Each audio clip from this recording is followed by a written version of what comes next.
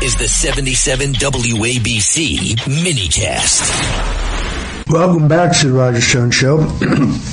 Several members of Congress are slated to be expelled from that body next week. Sheila Sir-Phyllis McCormick, the now extraordinarily well-known Eric Swalwell, Tony Gonzalez, a Republican of Texas, but I submit to you that there's a fourth member who should be expelled. He's a member of my own party, and that is Congressman Cory Mills. Joining us now is someone we're just going to identify as CJ. We're not going to tell you her real identity because, well, Cory Mills is known for violence, and you don't want to put her life in risk. But she is among the very finest and respected researchers in the country, who's worked for many famous people and institutions, and she is incredibly meticulous. And she has prepared a report on Cory Mills, which will curl your ears. I submit to you that Cory Mills makes Eric Swalwell look like Mother Theresa, and therefore this is not about partisanship. Yes, Swalwell deserves to be expelled. He was driven from the California governor's race. Tony Gonzalez is a Republican, but for his actions, sexual abuse of his own members of his own staff and others, he too should be expelled. Sir Phyllis McCormick is involved in a massive financial crime, stealing from the taxpayers of the United States, but Cory Mills is something special. So, CJ, thank you for joining us. We're not going to reveal your real identity because I don't want to put your life at risk.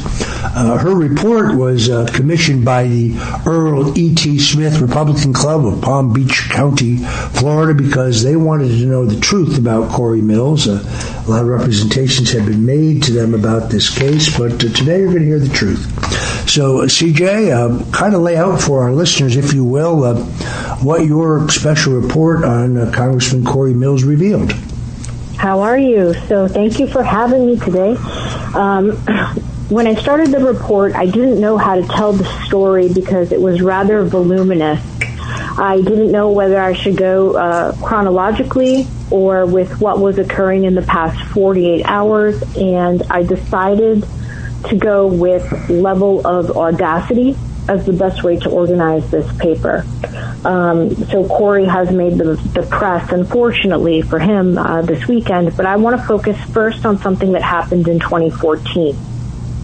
In 2014, Cory Mills was in Falls Church, Virginia, and he was going to marry a woman by the name of Rana. Rana is a Iraqi-born, naturalized U.S. citizen who happened to be a translator for the administration. And they decided to get married, and the imam that was marrying them was a man named Mohammed al-Hanoudi. And Mohammed al-Hanoudi's claim to fame is he is number 67 on the list of 172 unindicted co-conspirators for the 1993 bombing of the World Trade Center that killed 6 people. Cory Mills has made a career of saying that, he got the Bronze Star and he had a lot of service to his country.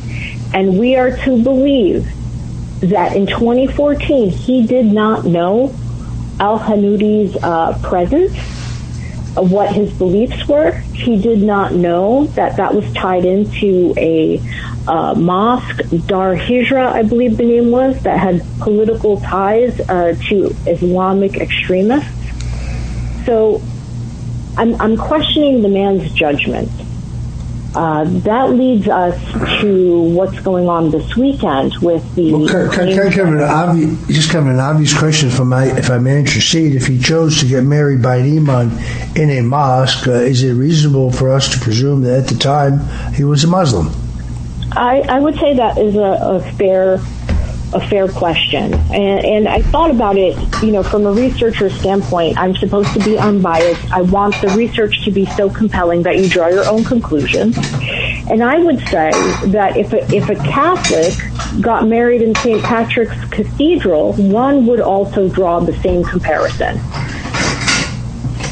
So now, we live in a society where things can be very fluid, and maybe he's changed his personal stance on religion. But at that time, it was a very strict policy for people to be married through that venue, that they must be Muslim. So I found that a little bit peculiar.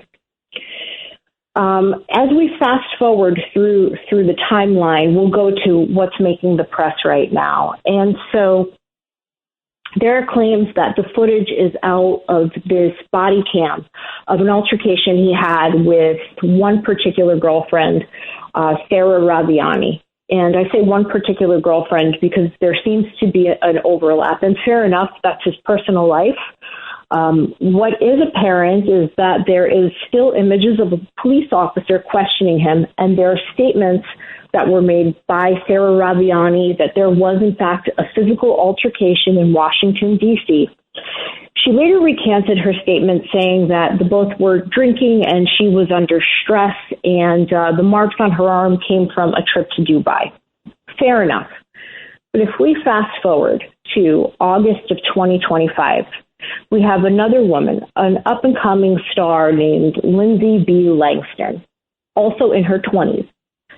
And Lindsay B. Langston comes to find out that Cory Mills is dating other women, and they might have a volatile relationship, but it didn't end well. Cory sends text messages to Lindsay stating, "I'm going to release our sex tapes," and, he makes some threats against people that Lindsay's dating or if she chooses to date, and Lindsay was scared. So she went and she got a restraining order, and she was granted that restraining order. And I can only imagine as a woman what these 20-year-olds are going through, because I know in my 20s, if someone said to me, "Hey, I'm going to release a sex tape of us," I would be very upset. I wouldn't know what to do. In my 40s, if you were to say, "Hey, I'm going to release a sex tape," I would say, "Please do. I'm sure I look amazing, and I will sue you into generational wealth. I mean, I will take everything that you have." What I noticed was this pattern that strikes me as very abusive of Cory Mills maybe taking advantage of people in a lesser position or having less experience with the world. And that was very disappointing, because this is a man that's supposed to help make decisions for the country, especially our party. So, I can continue if you like. No, please continue, because I want a fuller picture here. We have plenty of time. I guess an obvious question is, what happened to his wife? Well, it's not that she's fallen off the face of the marriage. They are separated. He says, and he recently said, there's a video on X, that he was not married, and he can use that definition of the circumstances. And he also went to say that he did not harass any staffers. And once again, if we just pick on the vocabulary, he in fact is not lying, because they're not his staffers that have made these claims. They're women who he dated personally, but seem to have violated, common decency. There's some other claims that I find very bizarre. There was a claim that he had hired sex workers during a trip to extract a woman by the name of Miriam and her family in Afghanistan. And the trip itself is documented, and there are photos of him on the trip. And what I cannot find evidence of to support is that he was hiring sex workers, not on one occasion, but on many occasions, and was told to stop. Now, I have peeled the internet. I have peeled private sources or sources that you're only allowed to get to through membership or affiliation. I cannot find any evidence of that. So I know that he may not be well liked, but there is no substance to those claims. There is substance to what Lindsay said about him and what occurred in that video, which we still only have the still shots. In keeping with the astoundingly poor decisions that this man is making, I'm going to switch gears to the more financial stuff that he is involved himself in. He has not paid his rent He's so back in rent that it is $85,000 due to a management company named Bozzuto Management. They have filed papers against him in the Superior Court in the District of Columbia. I have the case number here. But again, this is someone who is supposed to represent, his constituents and the party well, and not paying the rent in a luxury building and owing $85,000 is just not the best look. $85,009.80 total rent due from March of 2025. Let me see the case number. I don't have the case number, but it's regarding the 1331 residence's notice to pay rent by February 26th of 2025. So that's a little disappointing. But here it is. The case number is regarding parcel 47F, and it's 2025 LTB 006854. Let us speak now we've obviously you've determined a lot about his private life. Are there allegations of inappropriate or, in fact, violent conduct with women? Say that one more time. You broke up. Evidence of violence against women or other inappropriate conduct with women? Oh, that is for sure with what I've found. With the two incidences with Sarah, as well as with Lindsay, I would say that this is not a gentleman that I would want my daughters to date. All right, let us speak now to the question of stolen valor. We have about 36 seconds, and we'll come back with more of CJ and her findings. But stolen valor, to me, is among the most egregious things. I did not serve, but I have great reverence for those who did serve. CJ, we're not using her real name today because I don't want to put her life in risk, has compiled an extraordinary report, which will be sent to every member of Congress as they consider expelling Cory Mills. Cory Mills voted with the Democrats only weeks ago on a crucial matter to try to buy time and perhaps make some kind of a deal to avoid being expelled from the House, but that's not likely to happen. We'll talk about it on the other side, right here at the Roger Stone Show, so don't go away. And we're back on the Roger Stone Show. It's only the hottest political show on terrestrial radio today. And, of course, you can hear us online as well. We're talking to, we're just going to call her CJ. She's one of the most respected researchers in the country, has worked for many, many famous people, but out of respect for her safety, because Cory Mills is known as an extraordinarily violent individual, don't want to put her life at risk. She has done a comprehensive 48-page special report on Cory Mills that will be sent to every member of Congress as they consider expulsion.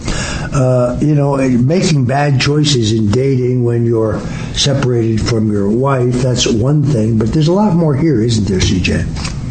Yes, there's a hell of a lot more, and I'd like to read you an excerpt written by Lindsay Langston, the woman who filed a restraining order and got a restraining order, and it's in her own handwriting. And the question was, describe the nature of the relationship. And she wrote, I've been in a romantic relationship with Cory since November of 2021. I recently had moved in with him in his Florida residence. In February of 2025, he was involved in a physical altercation with another girlfriend whom I was unaware of, and it made the news. I moved out of the house and attempted to move on with my life. Cory has since threatened to physically harm anyone I date and blackmail me with nude images and videos. She goes on to say, Question 8, imminent danger. Petitioner is a victim of dating violence and has a reasonable cause to believe he or she is in imminent danger. And Lindsay writes, Cory has cyberstalked and continued to make threats to harm me emotionally, physically, harm my future, my romantic partners. And forgive me, her handwriting is a little bit hard for me to read. Harm both romantic partners verbally and in writing to ruin my public image. He's reaching out to organizations to speak at events I have to attend as a way to, forgive me, her handwriting is a little bit hard to comprehend. I think intimidate, and an investigation for assault of his other girlfriend is underway.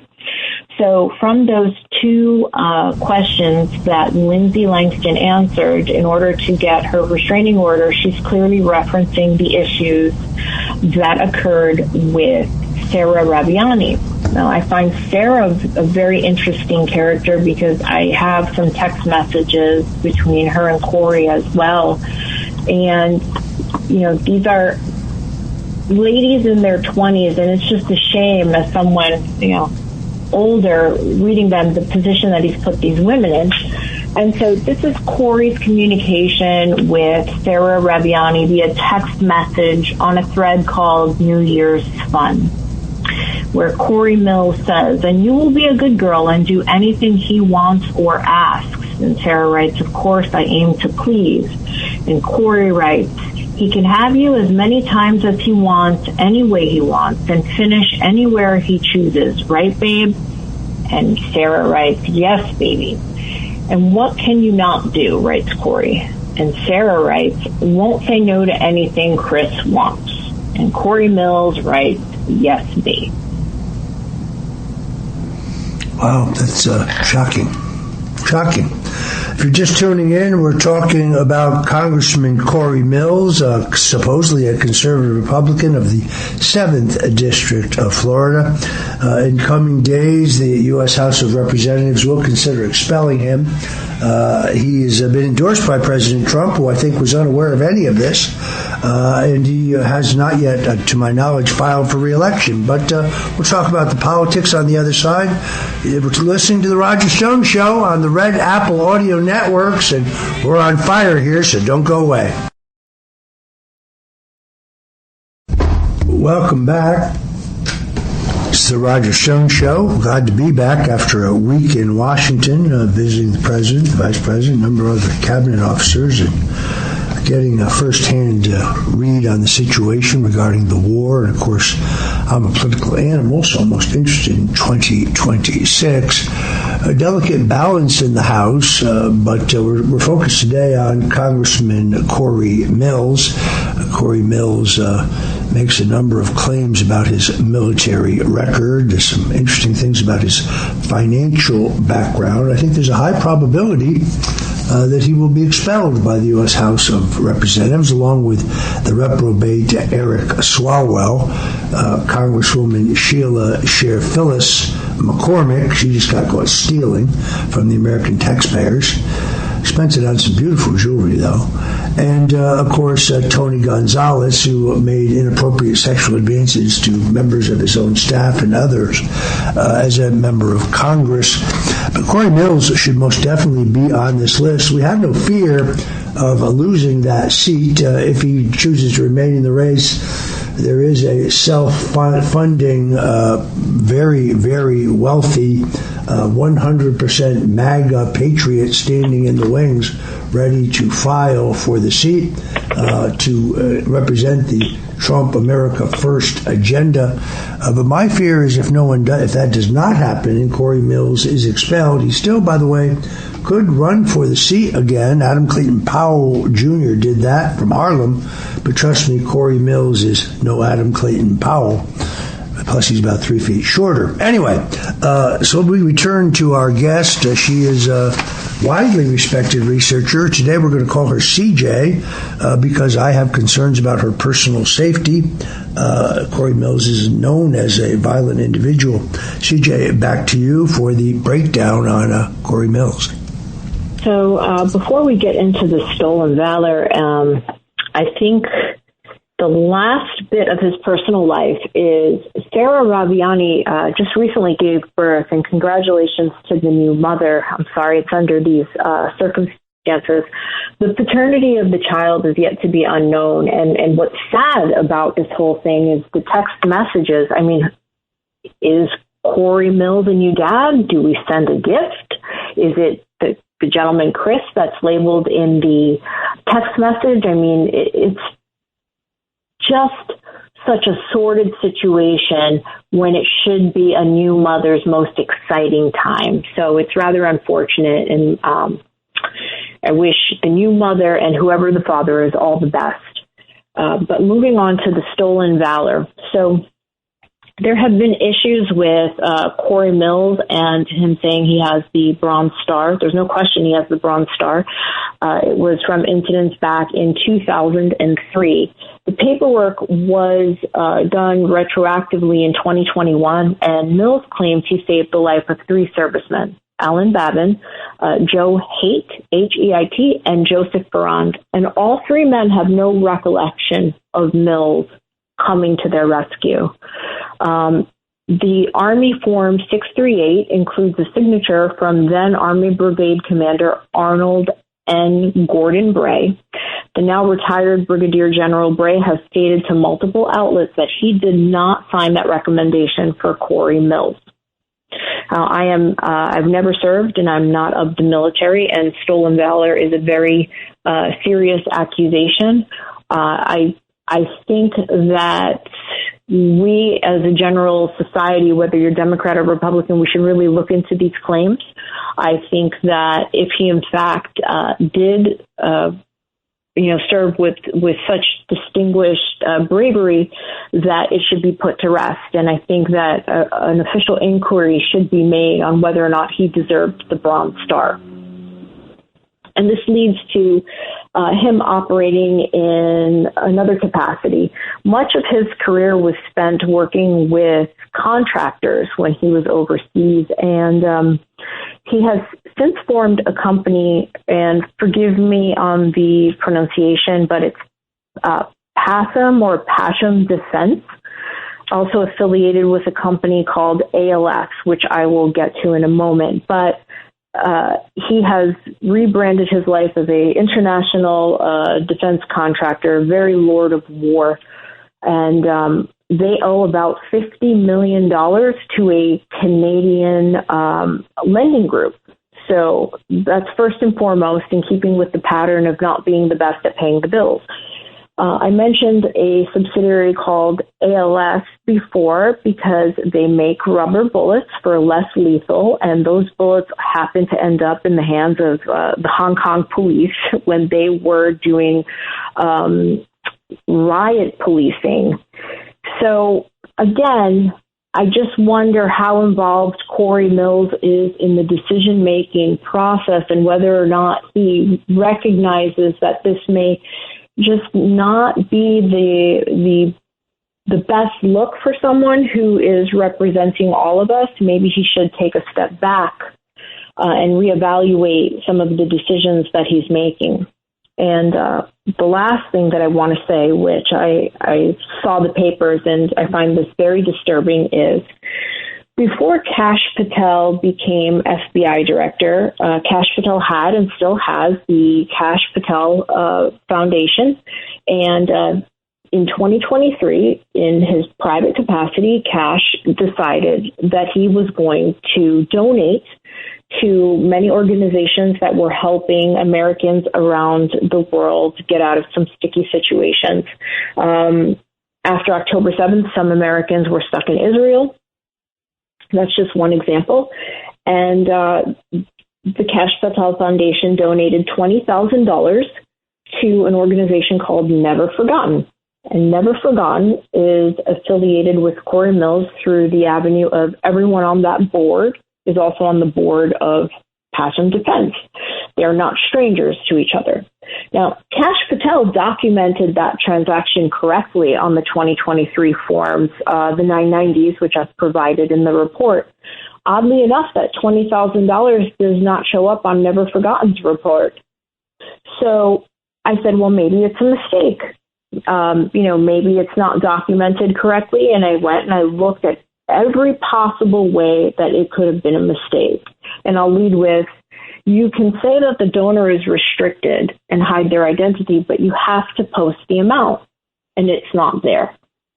So I just find this continued pattern of questionable choices and operating in such a gray zone that I leave it up to whoever's listening or whoever's reading the report to find if the evidence is compelling enough to say that maybe this is someone whose decision-making process is faulty and should not be representing the party. And thank you guys for having me on.